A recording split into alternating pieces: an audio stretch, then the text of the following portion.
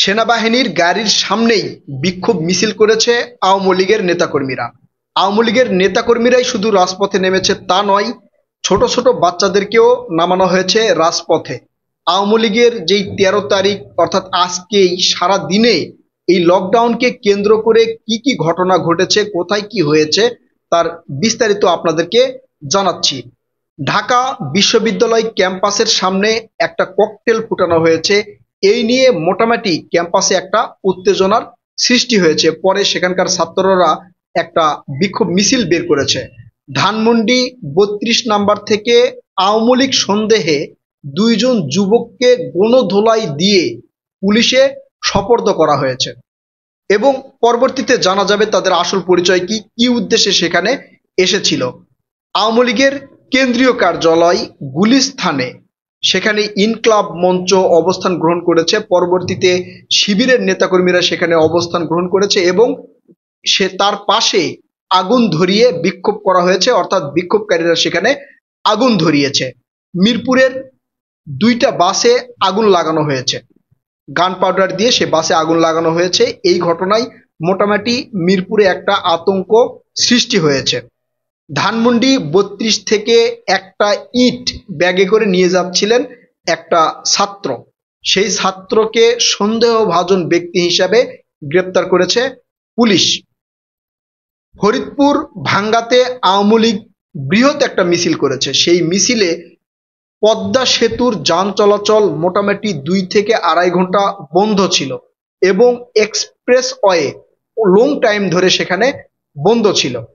ঢাকা টাঙ্গাইল মহাসড়কে বাসে আগুন ধরানো হয়েছে এবং ঢাকা টাঙ্গাইল যে মহাসড়ক, সেই মহাসড়কে যান চলাচল মোটামুটি কিছুক্ষণ বন্ধ থাকলেও পরে পর্যাপ্ত পরিমাণ ব্যবস্থার মাধ্যমে চালু করা হয়েছে, কিন্তু গাড়ি খুব একটা তেমন দেখা যায়নি।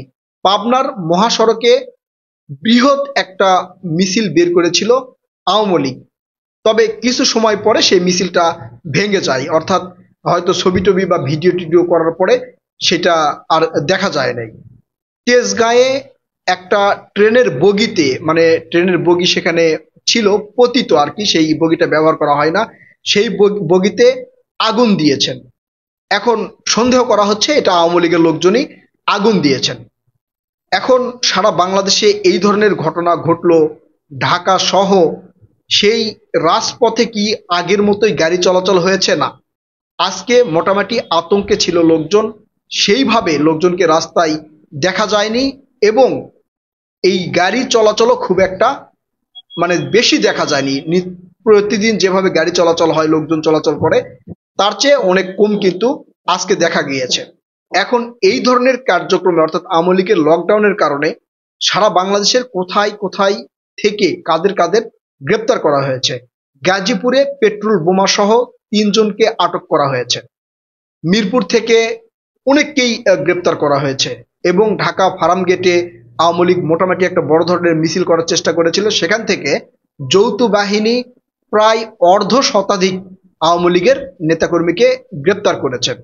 এছাড়াও ঢাকার বাহিরে বিভিন্ন বাসে রাস্তায় টায়ার জ্বালিয়ে যে অগ্নিসংযোগ করা হয়েছে, সেখান থেকে মোট 36 জনকে গ্রেপ্তার করা হয়েছে এখন পর্যন্ত।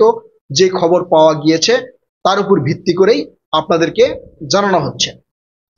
এছাড়াও মাদারীপুর মহাসড়কে টায়ার জ্বালিয়ে আওয়ামী লীগের নেতাকর্মীরা কিন্তু সেখানে বিক্ষোভ মিছিল করেছে এবং সেখানকার যান চলাচল মোটামুটি বন্ধ ছিল কিছুক্ষণ সময় ধরে। এছাড়াও চট্টগ্রাম ঢাকা মহাসড়কে আওয়ামী লীগের নেতাকর্মীরা বিক্ষোভ মিছিল করেছে, গাজীপুরে আওয়ামী লীগের নেতাকর্মীরা বিক্ষোভ মিছিল করেছে, মোহাম্মদপুরে বিক্ষোভ মিছিল করেছে, ধানমন্ডি থেকে বিভিন্ন জায়গায় তারা বিক্ষোভ মিছিল করার চেষ্টা করেছে। এছাড়াও ফরিদপুর থেকে গান পাউডার এবং অসংখ্য ককটেল সহ আওয়ামী লীগের অনেক নেতাকর্মীদেরকে গ্রেপ্তার করা হয়েছে। ঢাকা থেকে অনেক গ্রেপ্তার করা হয়েছে। কতজনকে গ্রেপ্তার করা হয়েছে তার পুরো হিসাবটা আপনাদেরকে দেওয়া হবে। এখন আজকে শুধু এই লকডাউনের ঘটনাই ঘটেছে তা কিন্তু নয়, আজকে ঘোষণা করা হয়েছে আওয়ামী লীগের সাবেক প্রধানমন্ত্রী শেখ হাসিনার আন্তর্জাতিক অপরাধ ট্রাইব্যুনালে যে বিচার কার্যক্রম চলছে, এই বিচার কার্যক্রমের রায় হবে 17 তারিখ, আগামী 17 তারিখ। এবং একই সাথে আপনারা জানেন যে আজকে অন্তর্বর্তীকালীন সরকারের প্রধান ডক্টর মোহাম্মদ ইউনূস জাতির সামনে অর্থাৎ জাতির উদ্দেশ্যে কিন্তু তিনি ভাষণ দিয়েছেন। সেই ভাষণে তিনি বলেছেন যে গণভোট, এই যে জামাতের যেই গণভোট চাওয়ার আর কি, বা অন্যান্য রাজনৈতিক দল যে গণভোট চাচ্ছিল, সেই গণভোট ভোটের দিনে একই সাথে অনুষ্ঠিত হবে এবং সেটাতে চারটা বিষয় থাকবে। সেই চারটা বিষয়ে হা না থাকবে। কে যদি সেই চারটা বিষয় সমর্থন করে তাহলে হা ভোট দিবে, যদি ওই চারটা বিষয় সমর্থন না করে তাহলে সাধারণ জনগণ না ভোট দিবে। এই ঘটনা কিন্তু ঘটে গেল আজকে সারাদিনে। এখন এইটা নিয়ে আওয়ামী লীগ কি বার্তা দিল? 5 আগস্টের পর থেকে আওয়ামী লীগ বিভিন্ন জায়গায় ছোট ছোট ঝটিকা মিছিল কিন্তু করেছে, আমরা দেখেছি। কোথাও মানে মশাল মিছিল করেছে, কোথাও 2-4 জন উপস্থিত হয়ে একটা ব্যানার নিয়েছে, সেই ব্যানারের মানে স্লোগান বা ভিডিও কিন্তু সোশ্যাল মিডিয়ায় আমরা দেখেছি। আজকে আওয়ামী লীগ কেন্দ্রীয় পর্যায় থেকে বাংলাদেশে লকডাউন ঘোষণা করেছে। সেই লকডাউনকে কেন্দ্র করে মোটামুটি কিন্তু মানে একটা অরাজক পরিস্থিতি সৃষ্টি হয়েছে বাংলাদেশে, এটা বলতেই হবে। প্রশাসন, রাজনৈতিক দল সবাই একটা আতঙ্কের মধ্যে ছিল বলে আমার মনে হয়। এখন আতঙ্ক কেন বলছি? বিভিন্ন জায়গায় প্রশাসনের তৎপরতা আপনারা দেখেছেন এবং রাজনৈতিক দলের নেতাকর্মীদের কিন্তু তৎপরতা আপনারা দেখেছেন। ঢাকা সহ সারা বাংলাদেশের রাজনৈতিক নেতাকর্মীরা নামার চেষ্টা করেছে, তবে ঢাকাতেই বেশি। আপনারা দেখেছেন ইনকলাব মঞ্চ, ছাত্র দল এবং ছাত্র শিবিরের নেতাকর্মীরাও কিন্তু রাজপথে নেমেছেন। এখন আওয়ামী লীগ ঢাকাতে যে পরিমাণ লকডাউন মানে করার চেষ্টা করেছিল সেটা করতে পারেনি, তার চেয়ে বেশি লকডাউন করেছে অন্যান্য রাজনৈতিক দলের নেতাকর্মীরা বলে অনেকে মনে করছেন। শিবিরের লোকজন যখন, শিবিরের নেতাকর্মীরা যখন রাস্তায় নেমেছে, তারপরে ছাত্র দলের নেতাকর্মীরা যখন রাস্তায় নেমেছে, অন্যান্য রাজনৈতিক দলের লোকজন যখন রাস্তায় নেমেছে, তখন রাস্তা তো অটোমেটিকলি অবরোধ। এতে আওয়ামী লীগের চেয়ে এরাই বেশি লকডাউন পালন করেছে বলে অনেকেই মনে করছেন। এখন একজন রিক্সা চালক একটা বক্তব্য দিয়েছে, আমি দেখলাম, সেখানে তিনি বলেছেন যে বিদেশ থেকে আওয়ামী লীগ একটা পাদ দিয়েছে, সেই পাদেই বাংলাদেশের অবস্থা এইরকম। আওয়ামী লীগ যদি বাংলাদেশে এসে পাদ দেয় তাহলে অবস্থা কেমন হবে? হয়তো তার রাগ বা ক্ষোভ থেকে তিনি বলেছেন, কারণ একজন রিক্সা চালক আপনারা জানেন দিন আনে দিন খায়।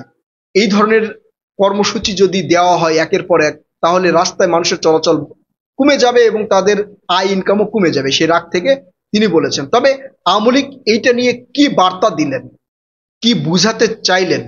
আওয়ামী লীগের 5 তারিখের পরে প্রথম এত বড় একটা কর্মসূচি, সেই কর্মসূচিতেই বিভিন্ন জায়গায় বিভিন্ন ধরনের ঘটনা ঘটেছে।